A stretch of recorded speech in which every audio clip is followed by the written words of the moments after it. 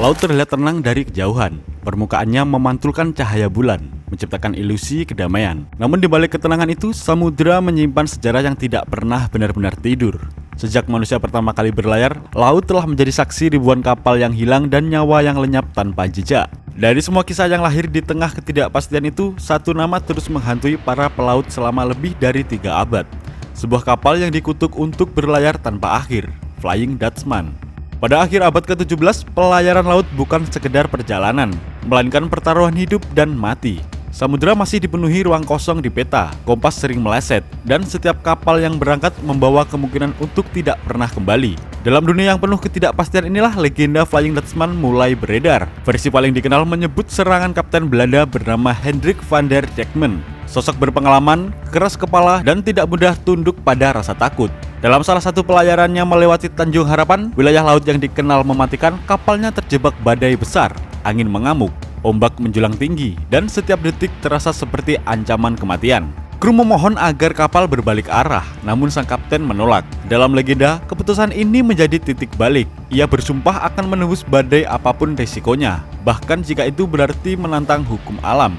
Beberapa versi menyebutkan sumpah serapah kepada langit. Versi lain menggambarkan kekerasan terhadap kru yang memberontak. Namun semua cerita sepakat pada satu hal. Di saat itulah ketakutan dijatuhkan. Kapal itu tidak tenggelam, tidak pula selamat. Ia dikutuk untuk berlayar selamanya tanpa pelabuhan, tanpa akhir, tanpa kedamaian. Sejak saat itu, Flying Dutchman tidak lagi menjadi sekedar kapal, melainkan simbol dari kesombongan manusia ketika menolak batas. Seiring waktu, kisah Flying Dutchman tidak berhenti pada satu pelayaran. Selama ratusan tahun, laporan penampakan kapal ini terus muncul dari berbagai penjuru dunia. Para pelaut dari bangsa dan bahasa berbeda menggambarkan pengalaman yang serupa, seolah mereka melihat bayangan yang sama. Mereka menceritakan kapal tua yang muncul di tengah badai atau kabut tebal. Layarnya robek, tiangnya miring, tubuhnya tampak usang. Namun yang paling mengganggu adalah caranya bergerak. Kapal itu melaju melawan angin dan ombak, seolah hukum alam tidak berlaku baginya. Seringkali ia digambarkan memancarkan cahaya pucat, bukan cahaya lampu biasa, melainkan sinar dingin yang terasa tidak wajar. Ketakutan terbesar tidak datang dari penampakan itu sendiri, melainkan dari apa yang mengikutinya. Banyak kapal yang mengaku melihat Flying Dutchman mengalami musibah tak lama kemudian. Tabrakan, karam, wabah penyakit, hingga kematian mendadak. Bagi pelaut zaman dulu, laut adalah dunia penuh pertanda. Jika sebuah kejadian berulang, itu bukan kebetulan, melainkan peringatan. Salah satu laporan paling terkenal terjadi pada tahun 1881, ketika Pangeran George dari Inggris mencatat penampakan kapal bercahaya di laut. Beberapa jam kemudian, salah satu kru yang melihatnya tewas terjatuh dari tiang layar. Hubungan antara penampakan dan kematian terasa terlalu dekat untuk diabaikan. Apakah semua ini sekedar kebetulan yang dibesarkan oleh ketakutan? Ataukah Flying Dutchman benar-benar membawa sesuatu yang lebih gelap? Berbulan-bulan hidup di tengah samudera tanpa daratan adalah tekanan mental yang ekstrim. Isolasi, kelelahan, kurang tidur, dan ketakutan perlahan mengikis batas antara kenyataan dan imajinasi. Dalam kondisi seperti ini, otak manusia mulai menciptakan realitasnya sendiri. Suara angin terdengar seperti bisikan. Bayangan awan terasa seperti sosok bergerak. Cahaya samar di kejauhan berubah menjadi ancaman. Ketakutan menyebar dari satu pelaut ke pelaut lain, membentuk ilusi kolektif yang terasa semakin nyata. Fenomena alam seperti fata morgana, ilusi optik akibat pembiasan cahaya dapat membuat kapal jauh tampak melayang atau bercahaya. Bagi pelaut yang tidak memahami sains di baliknya, pemandangan ini terasa mustahil dijelaskan. Namun jika semua hanyalah ilusi, mengapa kisahnya begitu konsisten selama ratusan tahun? Para ahli menyebutnya narasi kolektif. Ketika sebuah legenda tertanam kuat, pikiran manusia mulai menafsirkan pengalaman sesuai cerita yang telah dipercaya. Flying Dutchman mungkin tidak selalu hadir sebagai kapal nyata, tetapi di pikiran manusia yang rapuh, ia menjadi simbol takdir yang tidak bisa dihindari. Ilmu pengetahuan menawarkan jawaban yang masuk akal. Mirage optik, refleksi atmosfer, pembiasan cahaya, dan cuaca ekstrim. Fenomena seperti fata morgana mampu membuat kapal di kejauhan tampak melayang, terdistorsi, bahkan bercahaya. Secara teori, semuanya bisa dijelaskan. Secara rumus, semuanya masuk akal. Namun sains berhenti pada satu titik. Ia menjelaskan bagaimana sesuatu terlihat, tetapi tidak menjelaskan apa yang dirasakan manusia ketika berdiri sendirian di tengah samudera yang tak memiliki ujung. Ketakutan terhadap laut jauh lebih tua daripada legenda manapun, bahkan lebih tua dari peradaban itu sendiri.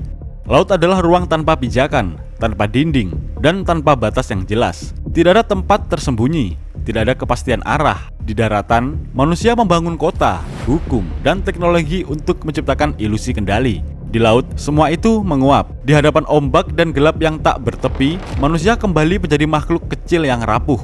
Dan ketika bahaya tidak bisa dilihat, otak manusia mulai mengisinya. Ketika ketakutan tidak memiliki wujud, ia diberi bentuk. Ketika kegelisahan tidak memiliki nama, ia diberi cerita.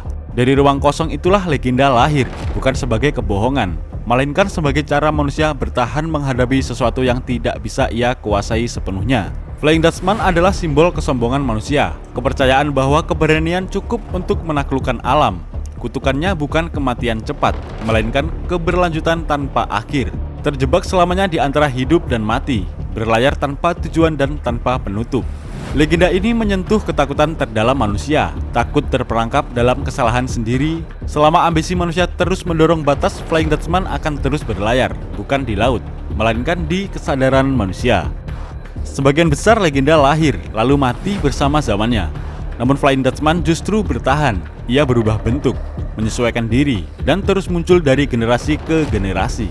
Dari bisikan di dek kapal kayu, ia masuk ke halaman novel, panggung opera, layar lebar, hingga budaya pop modern.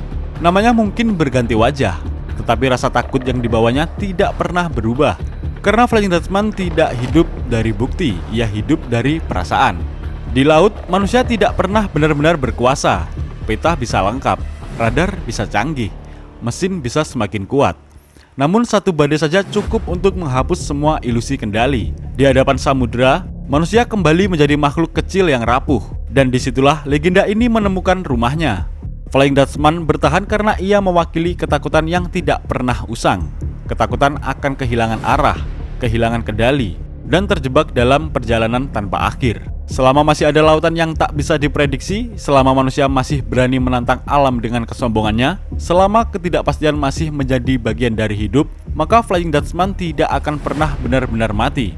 Ia tidak harus muncul di cakrawala. Cukup hidup di pikiran mereka yang tahu bahwa ada batas yang tidak bisa dilampaui manusia. Di tengah samudera yang gelap, Flying Dutchman terus berlayar, bukan sebagai kapal nyata, melainkan sebagai bayangan ketakutan manusia.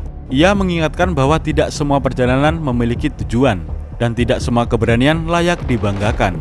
Di lautan, manusia hanyalah titik kecil, dan di hadapan alam semesta, kita hanyalah bisikan singkat berharap tidak tersesat.